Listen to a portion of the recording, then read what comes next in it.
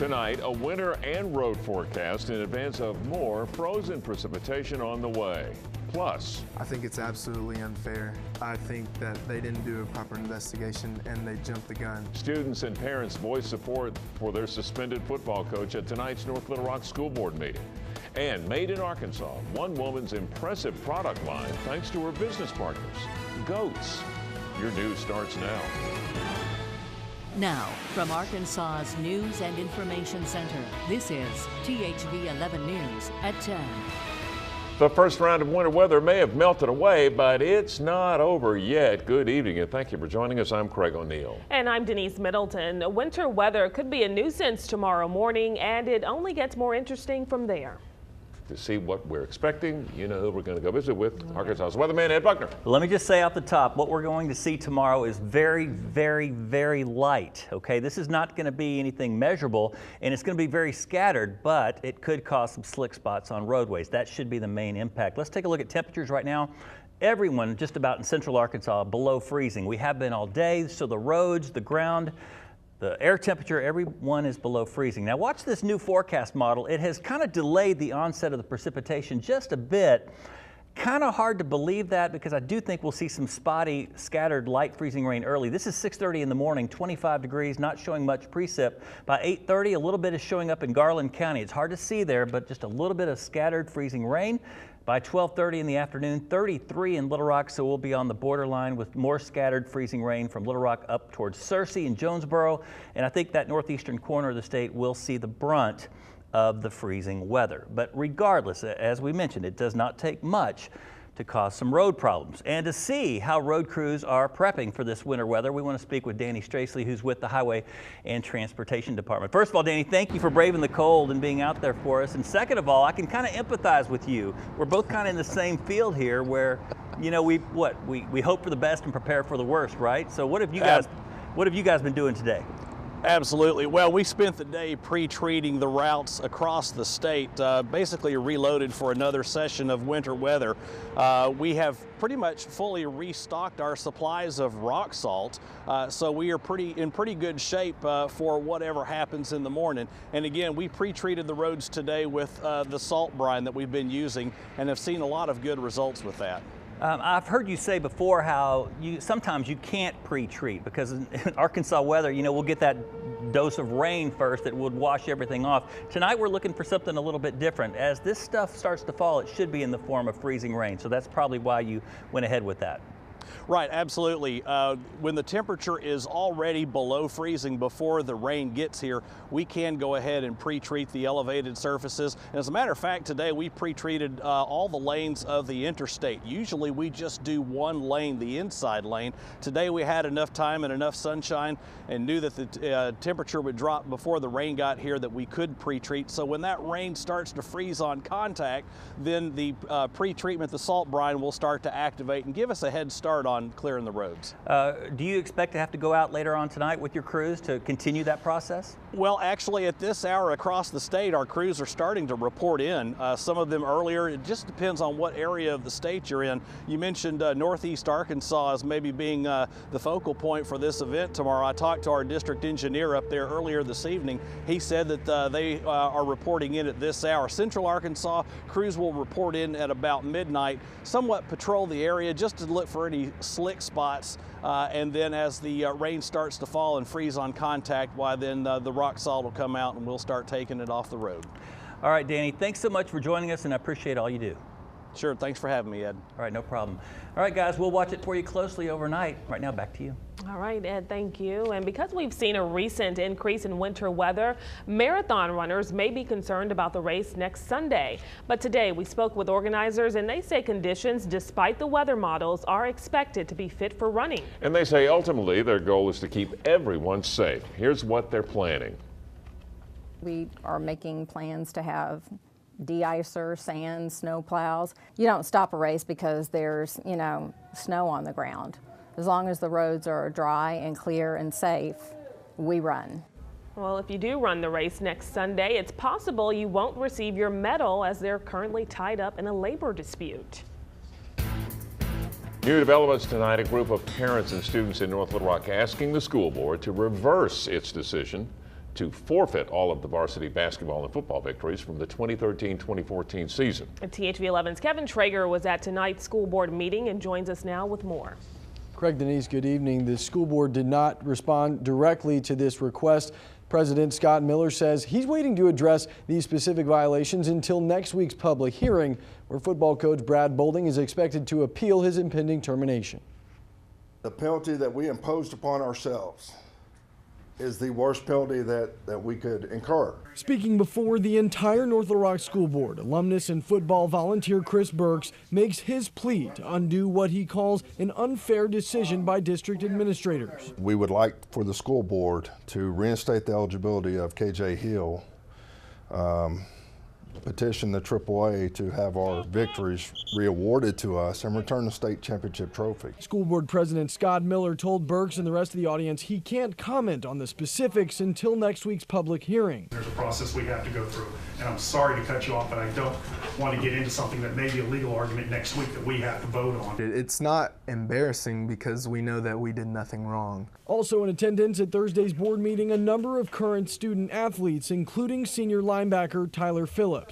I think that they didn't do a proper investigation and they jumped the gun, and I think that the students and the former players are having to suffer the consequences. One thing President Miller does acknowledge: the frustration and disappointment of everyone involved. And I know this is a difficult situation for all of us, parents, teachers, administrators, but most importantly, it's most difficult, it's been most stressful on the students who not only are involved, but students who are just attending school here.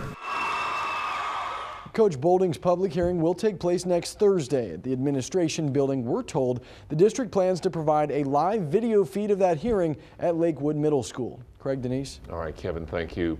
Nearly 10 months after their city was destroyed by a tornado, Vilonia is still showing their resilience as they make plans for the future.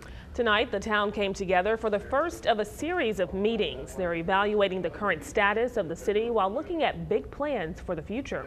Chairman of the group, Rebuild Vilonia, says the goal is to rebuild bigger and better. The plans that people will see tonight will give them a vision of where we want to go and build some excitement about how we can fill in some of those holes that exist in our community today. The chairman goes on to say that plans presented tonight will hopefully represent the town 20 to 30 years down the road. After the meeting, citizens were given a feedback form to read, fill out, and return for their second meeting March 5th. Tonight, parents and health officials in Greenwood, Arkansas, awaiting the results of a measles test. Preschool officials there say one of the students had blood tests done after they noticed a suspicious rash. If the test confirms the student has measles, the school recommends he or she stay away for at least 21 days. The results of the test are expected tomorrow. Well, after a year of preparation, the Unity Church of Little Rock's plans to bring services to the web are put on hold because of theft. Minister James Buchanan says snowy footprints on the church's floor led him to the place where nearly $6,000 worth of equipment had been stolen. Buchanan says the church had been using the equipment regularly as it got ready to launch live-streamed services on March 15th. Well, now the church hopes this won't be a setback.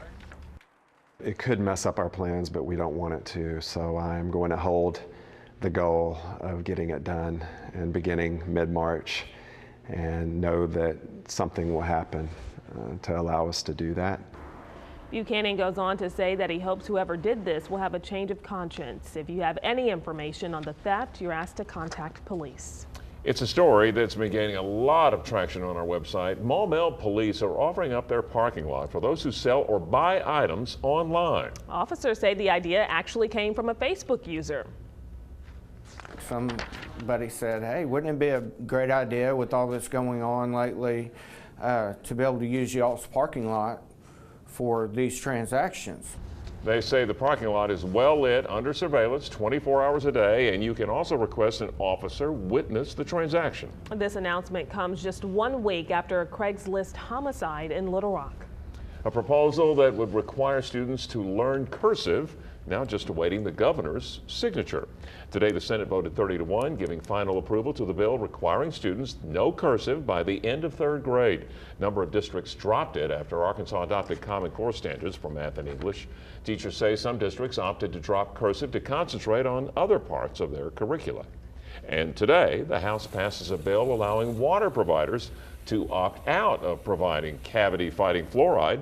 If approved, the bill will roll back a 2011 law requiring water providers who serve more than 5,000 residents to use fluoride. Opponents say removing fluoride will cause more cavities, while proponents say the measure is about local control. The bill is now headed to the Senate. Well, new jobs are coming to Little Rock's Mableville community, 160 to be exact.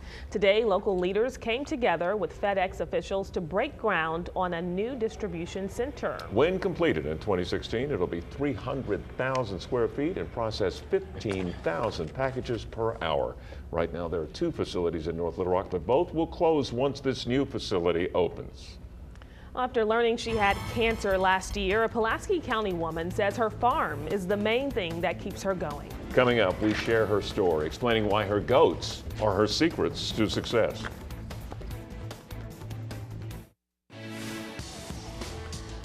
Welcome back. For millions of people across the upper Midwest and Northeast, this is the coldest day of the year. The Arctic weather shut down schools, caused road accidents, and raised concerns about frostbite and hypothermia. Ice is building by the day on the falls in Paterson, New Jersey, and a 50-foot fountain near Rochester, New York is practically frozen solid. It's been an exceptional year and really a testimony as to how cold this winter has really been. And it may not be as cold in the south, but temperatures are well below normal. Kentucky, North Carolina, Tennessee, and Virginia hit record lows. And in Jacksonville, Florida, the beach was deserted as people wait for the warm weather to return. And that was just a quick look around the nation. But to see what's happening here at home, we send things out to the guys in the weather garden. How's it going out there? Hashtag over it. You don't even know what a hashtag is. I know, but like he knows that and it sounds cool. I am real Speaking cool of right cool, now. where's your coat? You call. Come on, give me a challenge, Ed. This isn't cold. It's 26 degrees out here with a wind coming out of the east. I'll do anything to feel 26 All right, again. You stay out here. You stay out here for a while. You stay in there. Okay, time's up. All right, guys, let's take a look at the graphics. We've got a few high clouds streaming across the area. This is really not in association with what I'm expecting early tomorrow morning. This is more of an upper level piece of energy moving across the state from the northwest in that northwesterly flow, and it's bringing some snow to northeast Arkansas. That was kind of expected, very cold air in place here, but the moisture is just now beginning to move in and the model guidance has now pushed it back a couple of hours. Really not a whole lot showing up in East Texas just yet. So we're thinking maybe now 8, 9, 10 o'clock in the morning before we begin to see any of that light freezing rain. And I mean very light. This is not an ice storm. And the only kind of winter weather event it's going to be is what kind of road problems it may cause early tomorrow. Numbers from today: 19 our morning low, 30 the afternoon high, 26 degrees below average. Think about that. What if it were 26 degrees above average? Then it would be, anyway, a lot more than that. It'd be very, very warm. It'd be close to that record high territory in the 80s, but no such luck. 26 currently, high clouds moving in, dew point still very low. The air is bone dry, winds out of the east at 6 miles an hour, but there's a wind chill in the air for sure.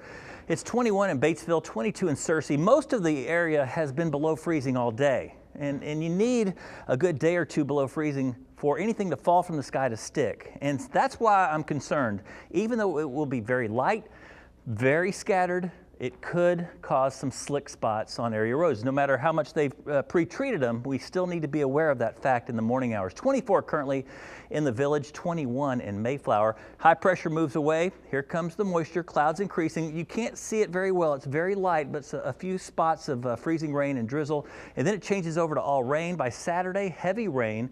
Then a cold front pushes through, and that could bring snow back into the area Sunday night and Monday morning. So we may be looking at another winter weather event Monday morning. Tonight, 50% chance of very light freezing rain late tonight, light freezing rain early tomorrow, then rain by mid-afternoon, and 38 the high. Boy, what a busy weekend. Heavy rain on Saturday, a high in the 50s, snow coming in late Sunday, and very cold to start the week. Back to you. Grr and burr. Thank you, Ed. On a farm, cows provide the milk, chickens provide the eggs, but goats, well, they provide one woman's livelihood. And coming up, we share her story as THV 11's Ashley Blackstone continues our Made in Arkansas journey. Crafting has been a part of Tammy Pope's life for as long as she can remember. The hobby passed down in the family from generation to generation. But that hobby has since turned into her livelihood. THV 11's Ashley Blackstone continues our Made in Arkansas journey tonight as she takes us to Tammy Sue's Critters. Deep in Pulaski County, I love my animals, is a farm with 83 of them, 60 plus chickens, 2 dogs. This is Stormy. This is Zoe. And 13 goats. The one with the white face is Patty B. Oh, and a llama named Hershey that watches over them. I couldn't do it without the goats. I have to have the milk. Tammy Pope is talking about her business, Tammy Sue's Critters. She set up shop in her kitchen making lotion, lip balm, body butter, bug banisher, and what started it all, hand soap. We had a lot of extra milk. I loved homemade soap. The two came together. Fast forward 8 years and we're in full-blown business. Her daughter's old bedroom is now the product room. There's 50 different scents, like chamomile that helps with relaxation, tea tree for acne, and oatmeal for dry skin. And the fact that there aren't chemicals in it, it's made with all natural oils, and the milk seems to really soothe a lot of skin issues. Every year, she adds a new product. In the works now, deodorant. Pope is from Ohio and retired in Arkansas 21 years ago. She says the natural state is booming with local artisans selling all natural products. Her product is in several stores across the state. She also travels to home shows where she typically always sells out. I absolutely love it. Wouldn't be anywhere else. And while Pope's work hasn't slowed down, her health has. She was diagnosed with breast cancer last July. She'll start radiation next week. They get me up. They make me get up. In fact, without the animals, she admits it'd be difficult to stay positive. Come on. Her hobby, her livelihood.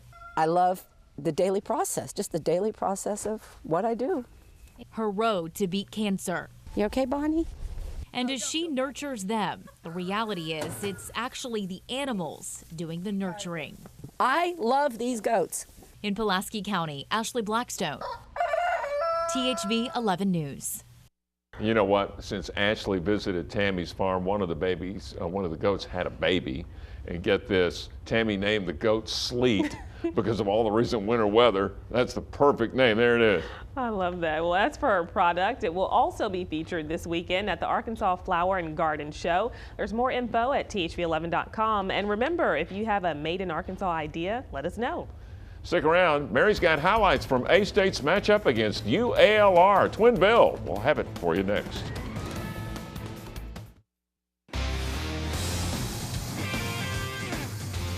It's a huge showdown. The UALR women's basketball team is facing A-State in a Sun Belt party tonight. The Trojans are in first place with a record of 14-1. Their only loss was handed to them by the Red Wolves. A-State is right on their heels and riding a 5-game win streak. No love lost between these two. First half, Taylor Galt picks Hannah Caden's pocket and goes coast to coast for the layup. We're tied at 19 with 6 minutes left. Galt had 6 steals on the night. Later on, who else but Galt with the drive and one as she gets it to go. Taylor with a team-high 22 points to the second half. Under 2 minutes, A-State is down 11, but Jasmine Hunt cuts it to 9 with the hook. And under a minute now, A-State would cut it all the way down to 3 with the layup by Cadan. Trojans trying to stay poised under pressure. 7 seconds left. Trojans up 2. Shanity James at the line, but she misses. Andrea Gamble gets the rebound, brings it up court, and decides to go for 3 and the win. But it's just off. Let's go ahead and see that final. UALR hangs on for the 63-61 win over A-State. They now hold a 2.5 game lead in the conference race. So this is a fans game. This is a fans game. It's a fun game. If we lose, we get to keep playing. 3 weeks from now, if we lose, we're done. So it's not life or death right now. We can still get better in 3 weeks, but we need to do this for the fans. I still think we'll see what happens with, RPI and all this stuff, but I still think we're a team that still has 2 shots to get in the NCAA tournament right now. And we gotta win. We gotta win. To the fellas now, both teams climb for that 8th and final spot in the Sun Belt tournament. First half, Trojans started hot from the field as Marcus Hill knocks down the 3. John Brady not too pleased with how the season has gone. Later on, more Hill as he knocks down the jumper from the top of the key. Trojans open with a 7-0 run. Oh my God, that's Steve Shields' head, it's huge. Red Wolves heating up. Nahum Bakum down low with the boom. A-State down 5. Later on, Anthony Livingston is blocked, but here is Bakum with another boom. The board and the bucket. Trojans trying to hang on. The king of the hill, Marius Hill, with another bucket. A-State goes on to sweep UALR in the regular season. Red Wolves win this one 70-57.